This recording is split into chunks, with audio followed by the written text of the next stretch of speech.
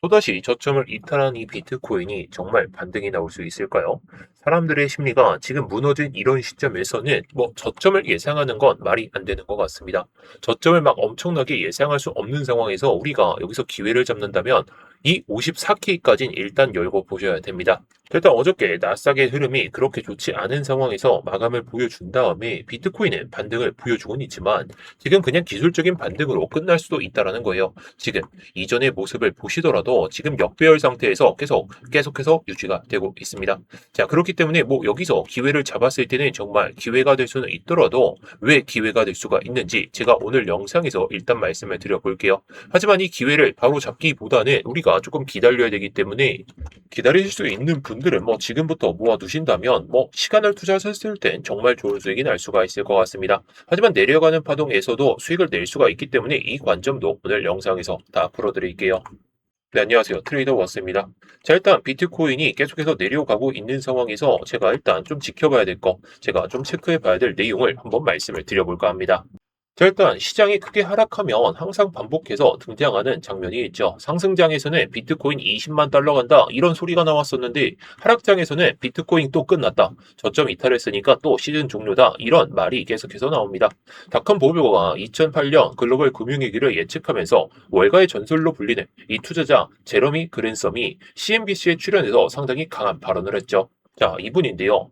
이분께서 비트코인은 쓸모없는 투기 자산이면서 앞으로 수년간에 걸쳐서 사사히 사라질 것이다. 이렇게 발언을 했더라고요. 사람들은 비트코인으로 결제를 하지도 않고 실물 경제에서 쓰이지도 않으면서 결국 시간이 지나면서 가치는 없어질 것이다. 이렇게 발언을 했습니다.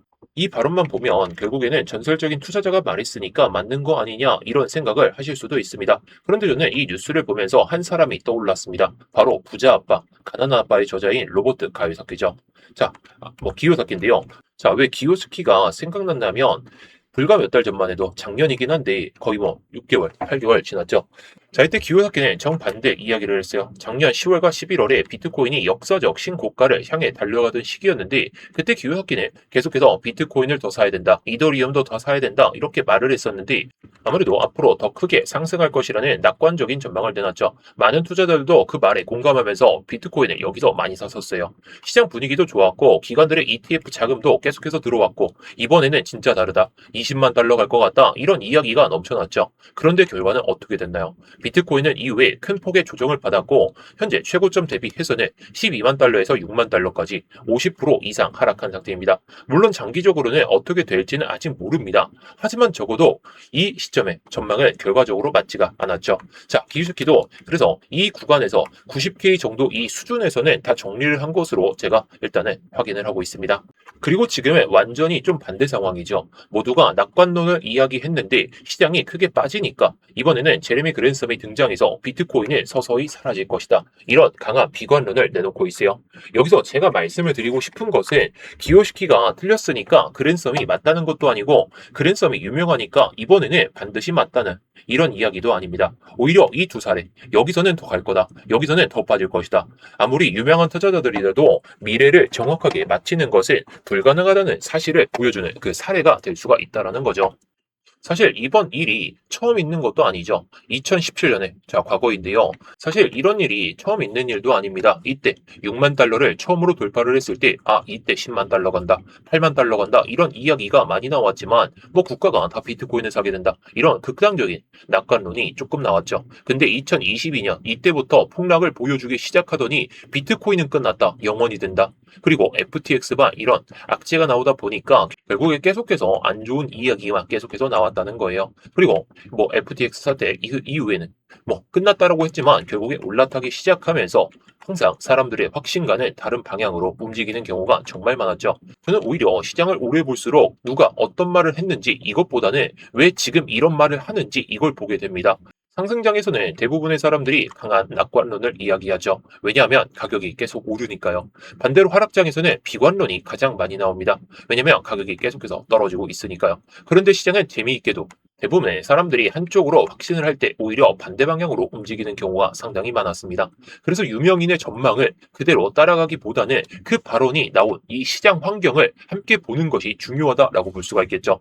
결국 투자에서 중요한 것은 누가 더 유명한 사람이냐 이게 아닙니다. 실제로 돈은 어디로 움직이고 있는지, 기관은 어떤 선택을 하고 있는지, ETF 자금은 유입은 되는지 유출이 되는지, 고래들은 매집하는지 아니면 던지고 있는지, 또는 온체인 데이터는 어떤 신호를 보내주고 있는지, 이런 객관적인 데이터를 다 함께 봐야 된다는 거죠. 유명한 투자자의 인터뷰 하나만으로 시장의 방향이 결정되는 것은 아니기 때문이에요. 그래서 이번 제레미 그랜섬의 발언도 충분히 참고할 만한 의견이다라고 볼 수가 있습니다. 하지만 그것이 미래를 확정하는 그런 예언은 절대 아니죠. 작년에는 로버트 기요사키의 이 강한 낙관론과 시장이 완전히 달랐었고, 이번에는 제레미 그랜섬의 강한 비관론이 맞을지 아니면 또 시장이 모두의 예상을 뒤집을지는 아직 아무도 모릅니다. 결국 시장은 우리에게 같은 교훈을 주게 돼요. 돈이 많은 사람도 틀릴 수도 있고 전설적인 투자자들도 틀릴 수가 있습니다. 그래서 투자 시장에서 가장 위험한 것은 유명인의 말을 맹신하는 것이 아니라 자신만의 기준 없이 누군가의 확신만 따라가는 그런 좀 안 좋은 상황을 마주치지 않으셨으면 해서 제가 이렇게 말씀을 드리는 거죠. 자, 그래서 뭐 이게 제가 일단은 54K를 기다리는 그 이유를 말씀을 드릴 텐데, 이렇게 내려가는 파동에서도 우리가 수익을 좀 챙길 수가 있기 때문에 제가 이런 것들을 트레이딩 교육방에서 좀 말씀을 드리고 있죠. 자, 그래서 제가 이렇게 다 말씀을 드리고 있습니다. 뭐 제가 예전에 말씀을 드렸던 건데 54K서부터 64K죠. 64K서부터 계속 숏으로 말씀을 드렸어요. 제가 그 뒤로는 계속해서 말씀을 드리긴 했었지만 제가 이렇게 말씀을 드리면서 괜히 수익을 내고 있는 게 절대 아닙니다. 자, 저는 여러분들께 항상 말씀을 드리면서 수익을 낼 수 있을 때에는 수익을 내야 된다 항상 강조를 드리고 있죠. 자, 물론 여러분들이 수익을 내시기가 상당히 어려우실 것 같아요. 왜요? 뭐 변동성이 커서요? 아니죠. 여러분들은 확신을 하기 때문입니다.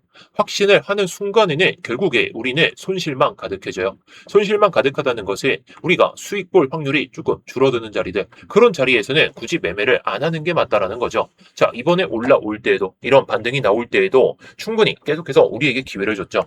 충분히 이렇게 올라가면서 EMA 200선까지 올라오는 그런 파동에서는 뭐 현물을 담아도 좋고 선물로 뭐 롱을 잡아서 수익을 낼 수는 있었겠지만, 지금 이 역배열 상태에서 EMA 50선 밑으로 빠져 있는데 이걸 롱으로 들어가는 건 지금은 현명한 선택은 절대 아니라는 거죠. 자, 지금 이 74K, 76K 이 정도 수준에서는 계속해서 내려오는 파동이고, 물론 저도 여기서 반등을 먹어보면서 우리 구독자분들이 계신 이 트레이딩 교육방에서 다 말씀을 드렸었는데, 지금 장세는 결코 여러분들께 매매하는 게 정말 쉬운 장세가 절대 아닙니다. 자, 이게 왜 쉽지가 않을까요? 지금 역배열 상태에서 어디가 저점이 될지 모르고 어디가 고점이 될지 모르기 때문입니다.